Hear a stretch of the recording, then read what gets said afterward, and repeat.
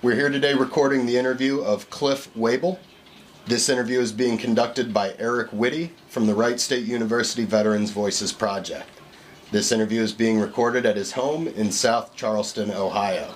It is 11 a.m. on February 5th, 2015. Okay, Cliff, so to get started, where and when were you born? Hillside, New Jersey, in February 16th, 1926. Tell me a little bit about your parents. What were their occupations? My dad was a Ford salesman and had a distributorship in, I believe it was Newark, New Jersey. And my mom was a housewife with 3 children, 2 boys and a girl. Were you the oldest, middle? Youngest. Youngest. How much older than you were your?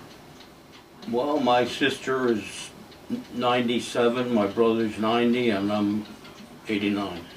Okay, so pretty close together. Yeah. Did either of your parents or your siblings serve in the military? My dad served in the Army in 1918. My brother in the Marine Corps, 41 to 45, I think it was.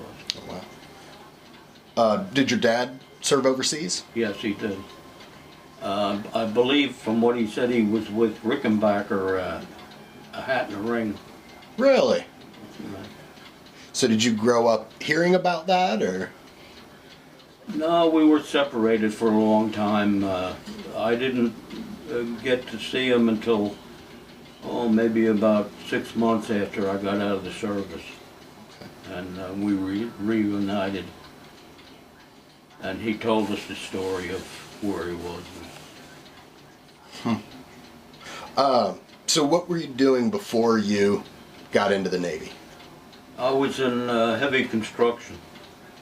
I was only 16 at the time. When I joined, I was 17.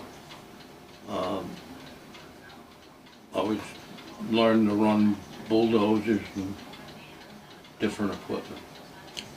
Had you graduated from high school or still No. in high school? I went to 8th grade and then into the Navy. So, did you enlist or were you drafted? Enlisted. Enlisted. And when exactly did you enlist? July 28th, 1943. Okay. Why did you decide to enlist? My brother-in-law's brother was in the Navy, and that uniform just got me, and I had to get in there.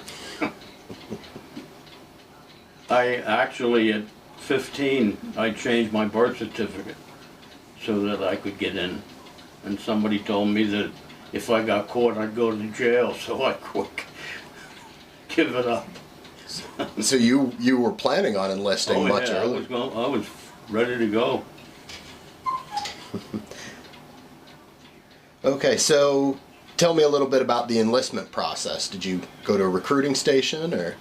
Yeah, I went to Newark, New Jersey, to the post office, and then they sent me to New York, where I was sworn in, and eventually shipped out from New York to Newport, Rhode Island boot camp. Okay. How long was it between enlisting and getting sent to boot camp? I think I had to wait about 3-4 weeks before I could actually go in. Did you tell your family before you enlisted that you were going to, or? Well, my mom had a sign for me to get in, so my brother was in and they let me go. Actually, could you tell me a little bit, since your brother left before you did, what was it like when he enlisted and went overseas? Well, we lived on a farm in Roseland, New Jersey, and my stepfather was in the chicken business. And my brother just wanted to go in, and he was 18 at the time he went in. Mm-hmm. And he just left me there. Finally, I went in a little bit after him. Had he been overseas at all before you enlisted? Had I been? Had he been? I believe so, yeah. He was on Johnson Island in the Pacific. Okay. Did you have a chance to get letters back from him hearing about what he was going through? No, not really. I didn't see that many letters. Okay. So, was your mom okay with you enlisting, or did she? Well, she was a little hesitant, but she knew that I really wanted to go in, so she signed for me to go in. Okay, so you enlisted, went back home for a few weeks. What was that like, the few weeks knowing that you were going to be in the military, waiting to go? I wanted to get in there right away. I didn't want to wait. Okay, so they sent you to Newport, Rhode Island? Newport, Rhode Island, boot camp. What was that like? Wasn't bad. I didn't mind it at all.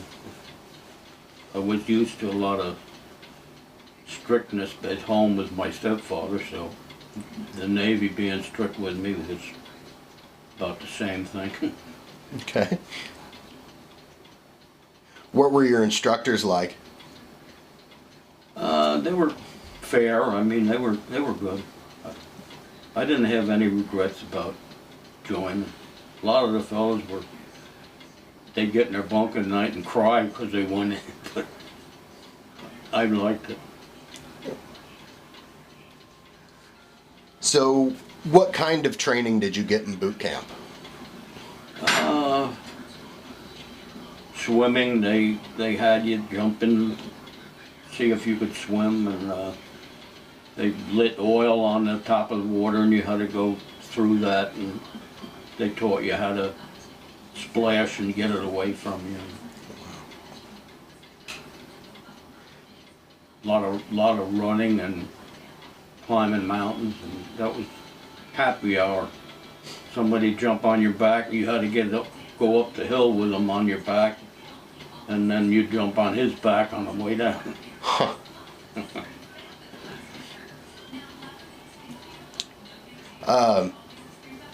So after boot camp, did they send you to another school, or? Yeah, we went from there. We went to Armed Guard School in Camp Shelton in Virginia. Okay. Now, did you pick Armed Guard when you enlisted, or did they assign it to you? Gave me a choice, either battleships or Armed Guard, and I questioned what the Armed Guard was, and they told me it was gunners on merchant ships. And Suicide Squad, they called it. I joined that. We only had one officer per ship, so if you was on a battleship, you had many officers. So the Armed Guard sounded more exciting, or more freedom, or? More freedom, yeah. They called it the dungaree Navy. You mostly in dungarees all. You didn't have to get in dress blues and undress blues. Okay. So, what kind of training did you go through in Virginia? Aircraft identification, ship identification, guns, different guns, the 45, small arms, Springfield 3006. I guess that was about it. How did they do the aircraft and ship identification training? They had flashcards, and they'd let you read a book about different German airplanes and Italian airplanes and Japanese, and then after they'd flash it, you'd have to tell them what kind of airplane it was. Did you do any shipboard training? Any ship? Yeah, did they actually get you out on a ship to train with weapons, or was it? No. They had simulated ships, I mean, in the Armed Guard Center there. Okay.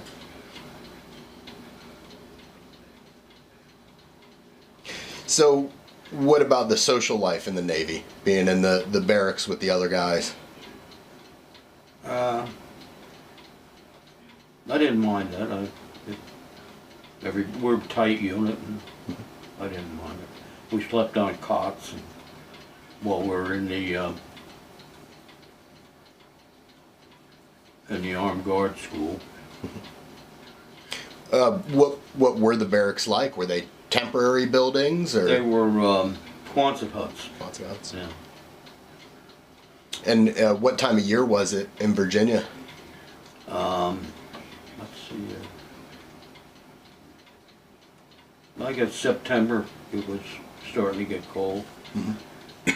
Were the huts heated at all, or? I don't remember them being heated. No. Okay. So after Armed Guard School, where did they send you?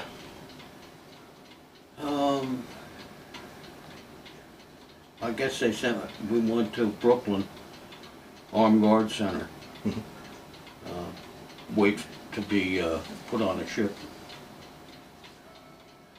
So Brooklyn's fairly close to home. Did you get a chance to get leave and go back home? No, they didn't let you go. You had to go on board a ship as a replacement, or that's what happened to me. Me and another guy went on board the San Antonio as replacements. Okay. And what did you do on the San Antonio? We were basically gunners on bow gun, which is a 3 of 50 and 20 millimeter and 538 on the stern. What kind of ship is the San Antonio? This is a T2 tanker. Okay. 150,000 barrel capacity. Carrying gasoline. Aviation gasoline. Okay.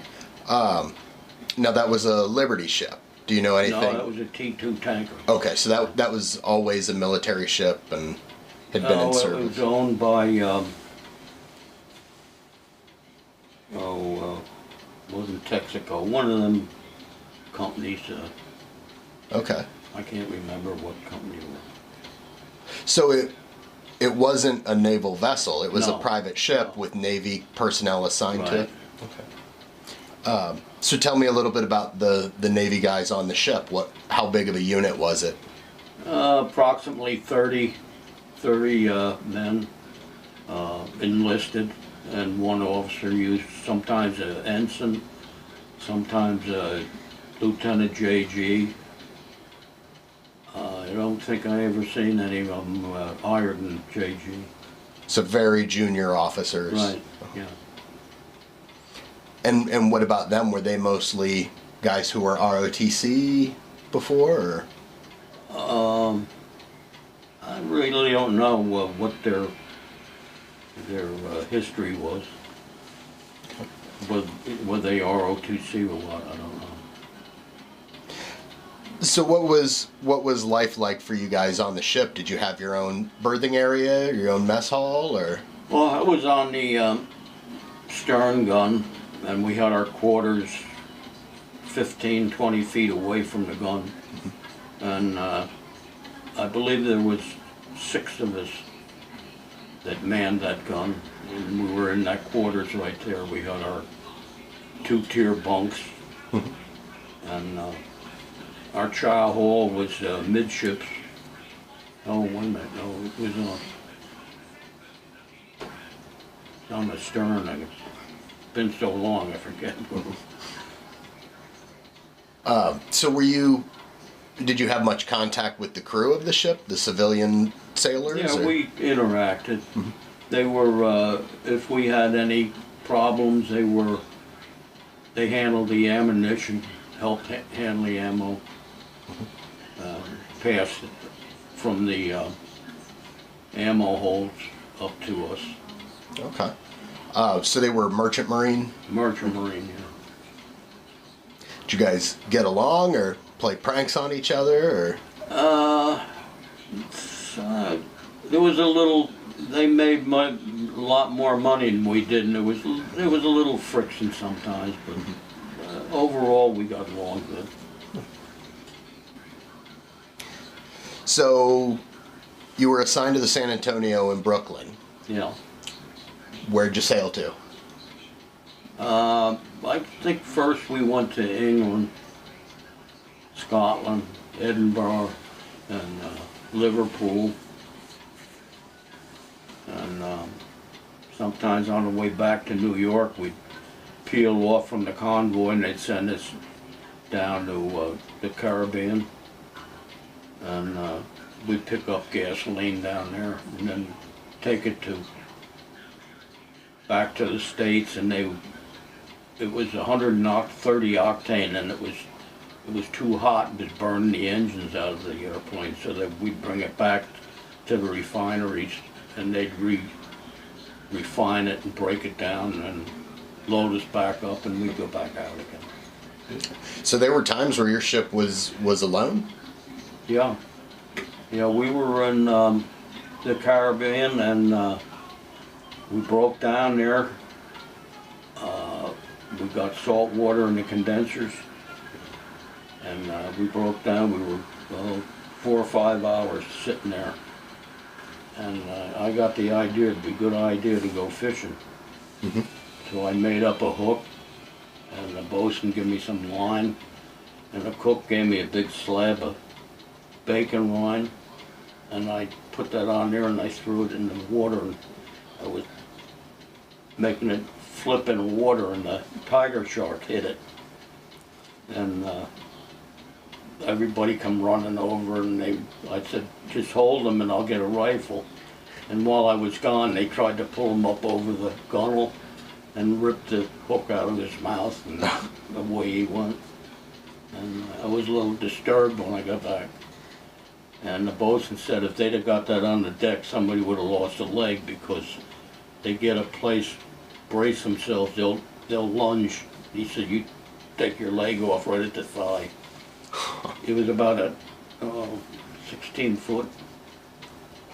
It's huge. That's pretty fun. So, I know there were U-boats in the Caribbean occasionally. Oh, yeah. Did you guys ever encounter U-boats? Yeah, not down there. We have, we'd go to Aruba, mm-hmm. and there was a lot of U-boat action there. They'd stand off in the water and fire torpedoes and try to skip them across the beach and hit these storage tanks full of gasoline. And one of them stalled on the beach, and they got a couple experts from New York to come down, disarm it, mm-hmm. and in the process of disarming it, it went off, killed them both. Oh wow. And the what they call bumboats, they would get 55-gallon drums of diesel fuel, and the submarines would surface and they'd refuel them, and they would pay them. And the Dutch, if they caught them, they would bring them, put them against the wall and execute them. Huh. But so you were aware that that was going on, that the people in the town were helping? Well, they had a fire there in the laundry, or in the tank that we were hooked to, getting loaded, caught fire. And they had a huge laundry there for all the linen and everything coming off the ships that were coming in. And they all run. All the ships in there and tugboats run, and left us standing there. And we had to take fire hoses and play them on the deck so that the embers coming down wouldn't land on the deck. But they left us cold. Wow. But finally we got loaded and left it without any problem. How about convoy duty in the North Atlantic? Did you ever get? Yeah, we had, I remember we had a submarine surface at night, and I don't know whether it was had a problem or what, but by the time we got up on the guns, it was gone. Did any ships in your convoy ever get hit? Yeah, we were entering the Straits of Gibraltar, and we just finished an inspection, and I was going through the hatchway, and I turned and looked, and as I looked, 2 ships got hit that were going in by torpedoes. They were hit so hard you could see daylight underneath them. They were come right up out of the water. So the makeup of the convoy is about how many ships would be in it? Sometimes it'd be 40, 50, sometimes many more. It was all, every time you'd go out it'd be different. Typically a couple destroyers with it, or? Oh yeah, the 2-3 destroyers, the heavy cruiser, the USS Marblehead. That was a 4-stack cruiser, and that was it. I've never seen any bigger ships than that. So what would the convoy do if a U-boat was sighted? There wasn't much you could do. They'd ring general quarters, and everybody go to the guns and just wait to see what would happen. If they shot torpedoes at you, there's nothing you could do about it. Were you guys zigzagging most of the time? A lot of times we zigzagged, but in a convoy it was hard to zigzag because of the closeness of so many ships. So when ships got hit, what did the convoy do? Did it keep going or Keep stop? on and going. You weren't allowed to pick anybody up. You'd go right through them, and the destroyers were supposed to pick them up.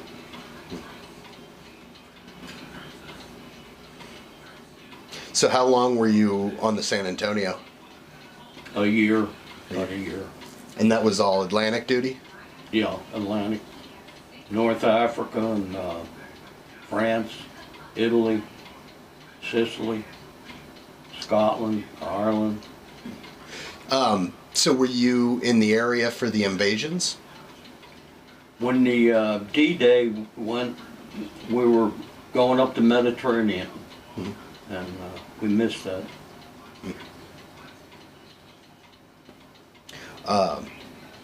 So where did you go from the San Antonio? I went back to Brooklyn, and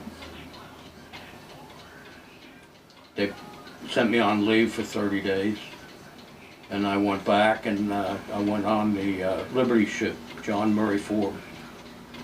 And we went right back out, and we hauled them steel landing mats and all kinds of cargo, beer and candy and all kinds of stuff for the guys over there, ammunition. So what was that like being on a Liberty ship? It was worse than a tanker. The How so? tanker sat low in the water, and in rough weather it wasn't that bad.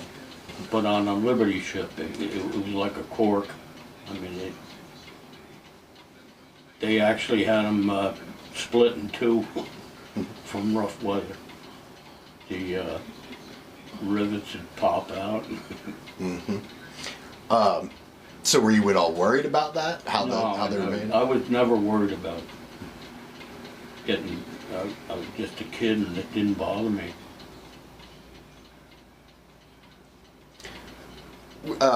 What was your detachment like on the Liberty ship? Same as the tanker?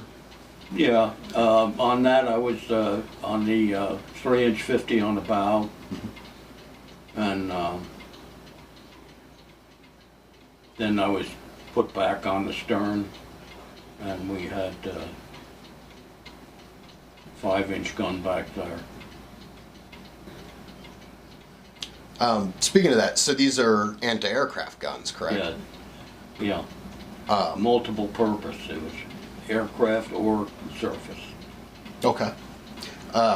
Did you ever get attacked? Did you ever fire it in action? I think once we fired at an airplane that it happened to be a American crossing a convoy, which they weren't supposed to do, and we fired at that, and they finally turned and got out of the area. Okay. Which ship had better food, the Liberty ship or the tanker? They were basically the same. Yeah, they fed you good. What was the food like? Well, steaks and all kinds of things. Yeah. After a while, you run out of fresh milk and fresh bread, but then they baked bread, and it was good. I had a friend that was he was like a steward, and he'd get me the captain's steak and bring it in and give it to me. What's a typical convoy run like? How long, how many days at sea would you be? We took Class 3 Army troops over. That was 30 days from Baltimore to Bari, Italy. That was full 30 days. That was a nightmare. And how many troops were on the ship? There were, I think there was 150 of them, and they were out of the stockade, and they were taking them over there for a last chance. And we got into Bari the night before. They had a German attack. It bombed the ships, and they didn't want to get off. We were told if they didn't want to get off, we would get issued submachine guns and take them off. So finally they went on their own. When they seen all the destruction, they didn't want to go. Tell us about what you saw when you got into Bari. A lot of destruction. The ships that were sunk there, you couldn't see. We scraped on them. The masts, you could hear them scraping on the hull of our ship.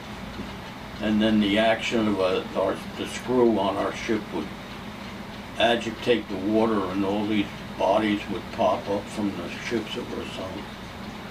And they would come out with lifeboats and with boat hooks and pull them in. So you know now that the Germans had a large air raid. At the time, did you know what had happened, or? No. Well, they told us to hold back on the way in, to slow down, don't get in there too quick, because it was actually going on. And then we went in and got rid of our cargo. So you were very lucky that you weren't there a day earlier. Yeah, we were. I was lucky throughout the whole war. Any other close calls that you can think of, or? In the Pacific, we went to the Philippines. And, they wanted Tacloban. They wanted to volunteer to get the mail, and I volunteered and went aboard this LCM and went in, got the mail, got ready to jump in there, and the bullets start going by my ears. And the guy coxswain on the LCM hollered that there was snipers Jap snipers in the palm trees. And luckily I didn't get hit, and I mean the bullets were flying all over. The Japs weren't very good shots.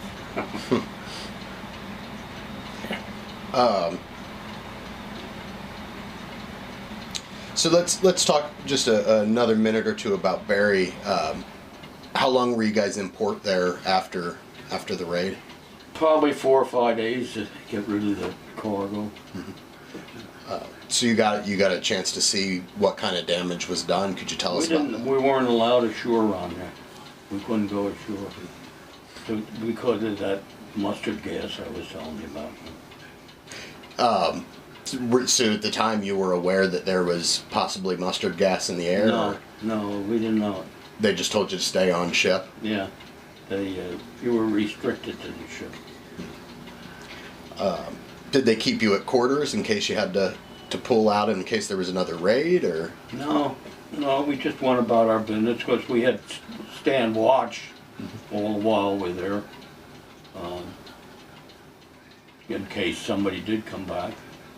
But they didn't. I guess they figured they'd done a good enough job.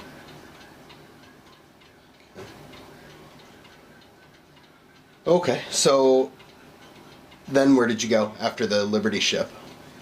Then I went on board the SS Fleetwood, which is a reefer ship, refrigerated. And we took beef, uh, huge crates of frozen fruit and different stuff over to the Philippines. And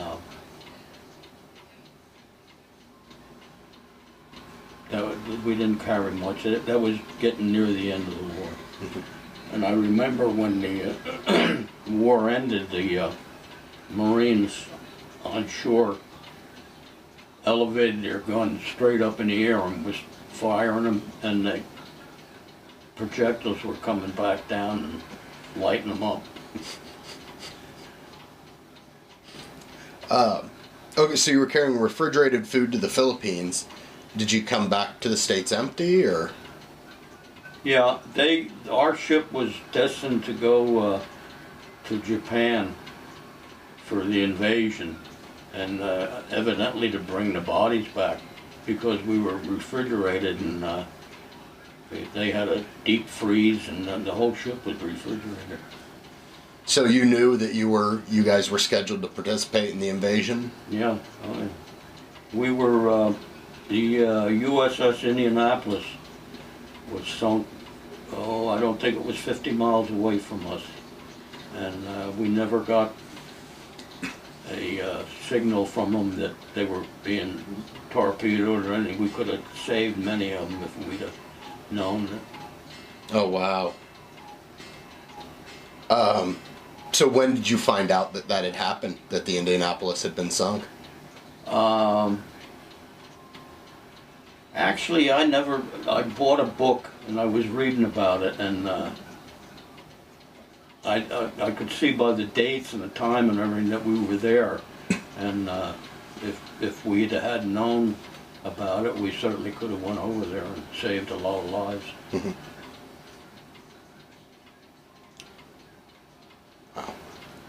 Wow. So I'm curious, that means that you probably passed right in front of a Japanese submarine that... Yeah, I have the thing about the ship there, and that said that they had fired a torpedo at us. We had a torpedo sensing machine or whatever on the ship, and it said that it fired at us and missed. But this was a fast ship, and we got out of there quick. It was a C2. Wow. So another very close call. Yeah, I had a lot of close ones. Okay. So before we move on, what was life like on the ship? You said you stood watch. Well, sometimes if you were getting into air raids or sub-attacks, you'd go on, 2 off, 4 on, 4 off. It was hectic, and we hit a lot of storms, and it was rough. What about normal days? What was your normal schedule supposed to be? Well, we'd sun ourselves in the sun if it was down in the Caribbean, and other weather, in the cold weather, we just stay in our quarters, and we had phonographs and different things, cards. What did you play? What kind of card games were you guys playing? Poker. Poker. Yeah. Were you playing for money or just playing for fun? We didn't have that much money, so playing for pennies maybe. Okay.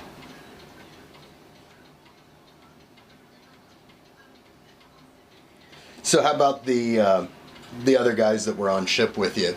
Was it Did they mix up the detachments on the ships, or did you stay with the same group of guys for a long time? You only had a few in each quarters. They had quarters midship and on the fantail, and usually the 5-inch crew would stick together, and the ones in midship, they stick together. When you'd get assigned to another ship, would the whole detachment go to the new ship, or did you guys get mixed up? Sometimes the whole crew went, and other times just like a replacement. I was on the San Antonio.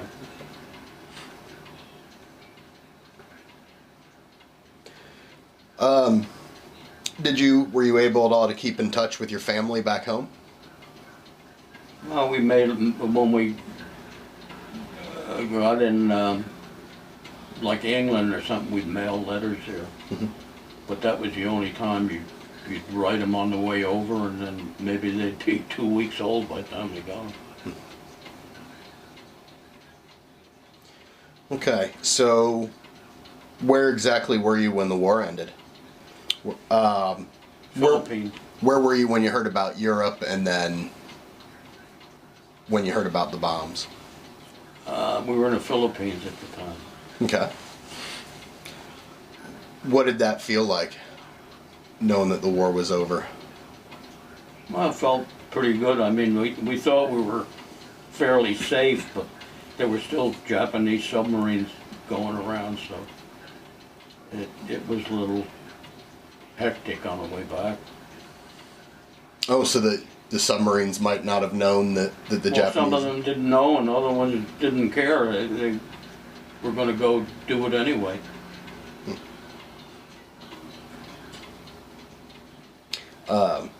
So they sent you back to San Francisco, or? Yeah, we went back to San Francisco, and they took us off the ship, and we went to Seattle, Washington, where we were formed as disarming crews, taking all the Navy material and different stuff, or guns, ammo. Well, the ammo they took off on barges, but we took all Navy gear off, and shipyards took the guns off. So all the civilian ships that had been armed for the war, you guys were taking all the Navy equipment? And how long did you do that? I think it was about 5 months. And then I was sent to Lido Beach, discharged. Okay. What did you do when you got discharged? Run home.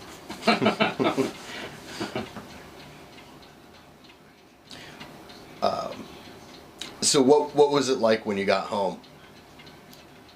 It was different. It was, you were used to all men and rough language, and sometimes your language would slip on you, and it took a while to get used to being in civilian life. Did you find a job right away, or did you even try? I worked for my stepfather on the farm there. He had a chicken farm, and then I went back into heavy construction. Have you stayed in contact with any of the friends that you made in the Navy? One, he came to see me, and from that time on, I've never seen him. Never contacted. I don't know whether they're all gone or what. I never contacted one of them. Have you joined any veterans organizations, like VFW? Or? Yeah, DAV, American Legion. Why did you decide to join those? Most of the guys were in it, so I figured maybe I could find some of my old buddies, but I never did find them. Vet friends I'm in also. Okay. Okay. So you said you went back into heavy construction. How long did you do that for? The rest of my life, I was from one to another. When I moved to Florida, I went into heavy construction and worked there. What brought you to Ohio? My son said that he had a building there. If I gutted it out and fixed it up, why he'd let me have it for rent free. So I went for it. That works.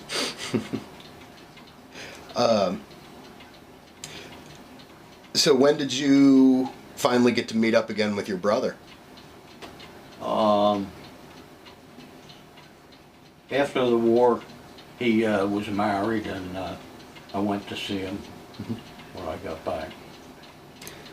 Did you guys talk about your different experiences at all, or? Not too much. My brother and I for some reason, weren't that close. I don't know. When he went in the Marine Corps, people said, "You miss him and everything." I said, "No, not really." I don't know. I don't know what the gap was. How about when you saw your father after the war? Yeah, that was an experience. I mean, we had a lot of fun together. And although he used to work with us, my brother and I started a construction company, the 7W construction company, and he was part of it. And we had a pretty good company. Had heavy bulldozers and cranes. And we started out with 2 pickups, and we wound up, I think, about $350,000 worth of equipment. And finally, I wanted to get out of it, and I moved to Florida. I wanted to get to the warmer weather. Mm-hmm. So we had an auction and sold everything off. And then I left. I'm curious, did you and your father ever talk about his experience in World War I and compare it to? Yeah, a little bit. I think he was in England and France, and he didn't say too much about it, but he just said he was there. Okay. So there's a few questions at the end, but anything else that you wanted to talk about? Any other? I don't know whether I told you or not, but we were on the San Antonio. We had that load of gasoline on, and we were in convoy, and we were going to Belfast, Ireland. And I was on the flybridge watch, and I saw a convoy coming out of, we were in the Irish Sea, and I saw a convoy coming out, and I reported it down to the wheelhouse 3 times that they were on a collision course. And they just disregarded what I said, and finally that was a English Liberty ship, and come right into the side of us, missed the gasoline storage, and went into the bunker C, which is fuel for the ship. Mm-hmm. It's like almost like tar. You couldn't light it with a match. Mm-hmm. And if they'd have went further to the stern, they'd have went into the engine room, which we'd have sank. Or if they'd have hit the gasoline, I wouldn't be here talking to you. And when they backed off, you could see 500-pound bombs in the #1 hold. Their whole bow was gone, where they ripped into us about 25, 30 feet. Wow. And, so they were carrying bombs and you were carrying aviation fuel. Yeah, and they had trucks, big trucks, and on deck, and the bombs, and it was scary. I took the headset off, and I didn't know where to run. I couldn't run any farther. The bridge. It was real scary. So neither ship caught fire or anything? No, luckily. And both ships made it back to port? Yeah, Yeah, we had a destroyer lead us into shipyard into New York. They have what they call a degaussing system. It's for magnetic mines. It's a cable that runs completely around the whole perimeter of the ship. And if there's any mines there, instead of being attracted by the steel ship, they're pushed away. It's like a reverse polarity thing, and to keep them away. And that was cut in half, so they had a destroyer in front of us to make sure that we made it all right. Was the tankers were scarce. There were a lot of them sunk, and they didn't want to lose any more. We were in the shipyard about 30 days, I guess.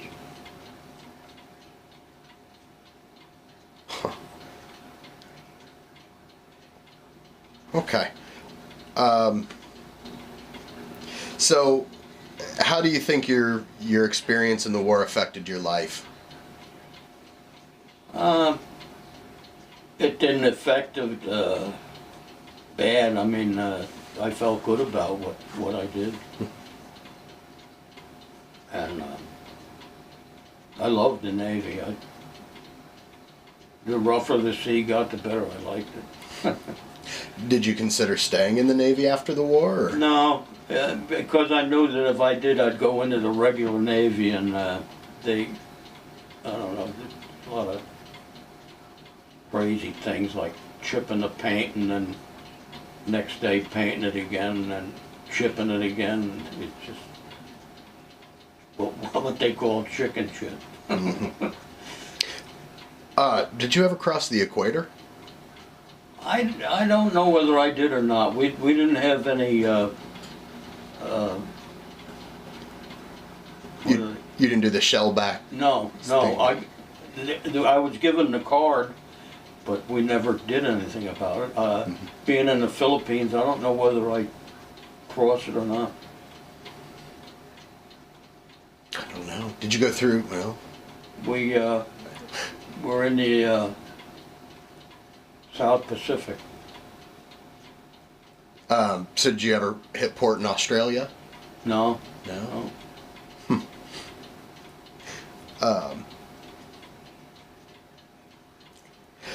So, what did you learn being in the military? Learn to take orders. I got along with all my bosses, and never had a problem with them. I was heavy equipment mechanic, heavy equipment operator, and I loved it.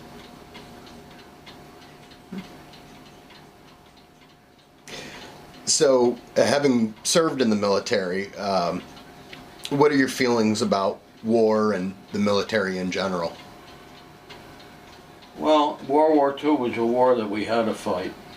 There's no other way. And some of the ones we're gone through since then, like Vietnam and everything, I thought it was a waste of life.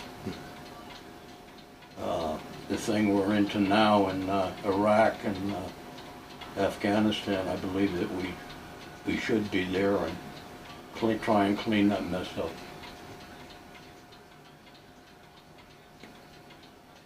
Okay. So, this interview is going to be saved forever. So, future generations are going to listen to this. What do you have to say to future generations? If they call for you to go in the service, don't hesitate. And go in and work for your country. Country is good, some of the people in it are bad. Okay. Is there anything you feel like we haven't talked about? Anything we missed? No, I think we covered about all of it. Okay. All right. Well, thank you very much. Thank you.